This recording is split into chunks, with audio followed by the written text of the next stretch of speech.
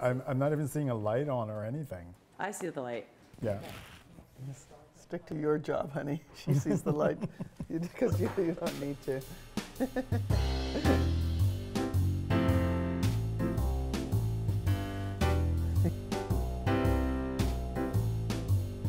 Hello, hello, hello. I'm Suzanne Boyd and welcome to Backseat Fashion.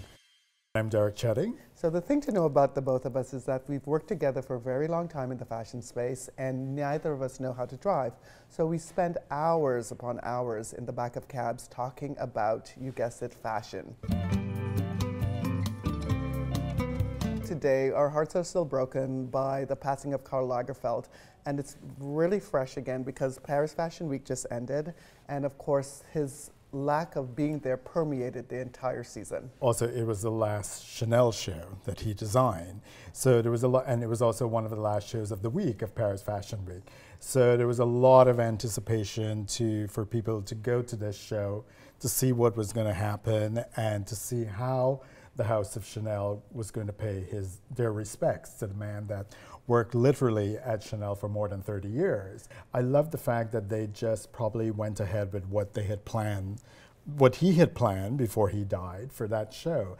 And there was really no heavy sort of Karl tributes at the show, but you could feel the emotion with the models coming down the runway. Some of them were crying at the end. I completely agree, and I think actually it was one of the freshest Chanel shows I've seen in a long time. I think, you know, just to be perfectly honest, I think for a lot of years the collection looked a little dowdy, the proportions looked a little dated, especially with all the dirndls he'd do. And this collection felt really breezy and fresh and youthful. Mm-hmm. And you're right, they really minimalized the tributes to him. They had his voice, a moment of silence, a minute of silence. They had a voiceover of him talking about when he arrived at Chanel. And then Penelope Cruz, his latest muse, came out with a white rose, which there were white roses that he requested in the window of the Chanel store upon his death, because of course he planned and controlled everything, including how he'd be paid tribute to. But I was a little disappointed. I thought at least, I know Claudia Schiffer said one of his muses, he loved her because she was also German. She was the girl of the 90s and the late 80s when he took over the house. But I felt they could have done a bit more. I was expecting to see a lot of the muses who had shown up at his funeral on the runway.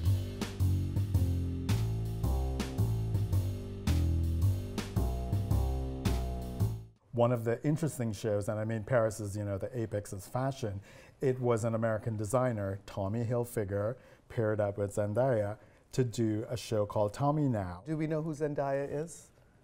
I do. Do you? A singer, yeah. An actress. She's out of the Disney Channel. She's out of the Disney Channel. She's currently on the new Spider-Man films. Is she 21 yet?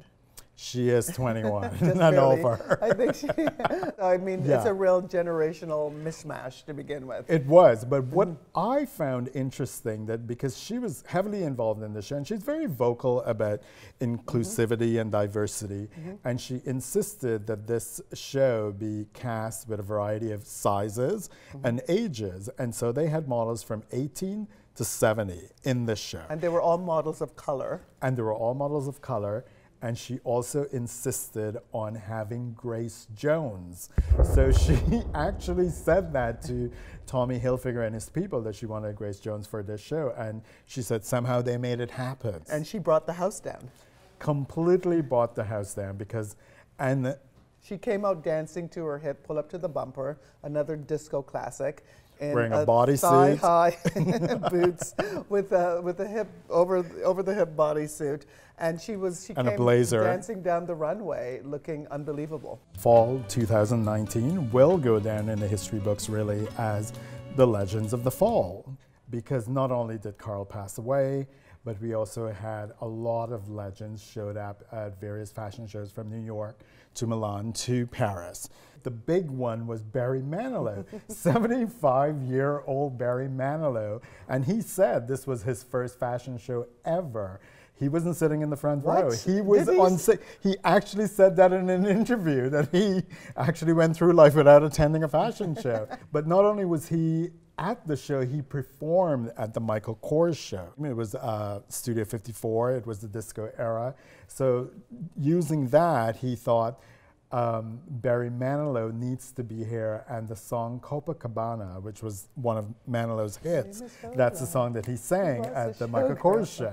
And Michael said that, you know, for him that sort of epitomizes his youth in that era and that time. So he called Manilow up and got him to perform. I think it was brilliant because, you know, fashion always looks back, and there's always, we all go through these cycles, but he really did the 70s as the 70s. And I do think the thing about Michael Kors is that he's become the billionaire. He's bought Versace. He's now a serious businessman, but he always had that joy about fashion and loving those iconic New York moments, which was, you know, epitomized by Halston in the 70s. So to have that sort of reference was amazing. And then he went through it with the models as well. So Patti Hansen came down the Michael Kors runway. She was a model at that time of the 70s, was in vogue all over the place, along with Hung out at Studio 54. Where she met Keith Richards. Exactly. They've been married for 30 years. She tamed the Rolling Stone. Yes. And to see her come down the runway in that amazing suit was just really spectacular. And at 62, like, she wore that suit looked absolutely incredible on her. It was that gold flecked, you know, really wide lapel, very 70s looking suit, but also like perfect like for today. Speaking of legends, so another legend, Christy Turlington, one of the original supermodels. To me, the word supermodel is bandied about a lot. Yes. But actually there were only 7 who are truly supermodels. They were at a specific time, and Christy Turlington is one of them. And for the first time in many, many moons, she was on a New York runway. It was more than 20 years, you know, and she had retired at the height of her career to go back to school, actually. And she went back to university. Babies. She got married to Edward Burns. And I loved on Instagram what she said. Marc Jacobs called her up. That's the show that she closed. She said, you know, why the F not? You know, and she said she turned 50, and that's the thing, the answer she always gives herself when she asks these questions. What, should I do this or not? And that was her answer. Because, you know, age is so liberating. Because I think the thing about models back in the day was that, you know, your career was over at 25. And now the longevity of models who keep modeling, like say Naomi Campbell, who is in that, you know, era of Christy Turlington and has never stopped, or they go away and then they come back as these beautiful older women who are just really proud of themselves and are better modeled than the younger ones on the runway. And I think we should just give them the label evergreen. Right. You know, evergreen models. Oh, how about legendary models? And Let's do legendary. Let's go with that.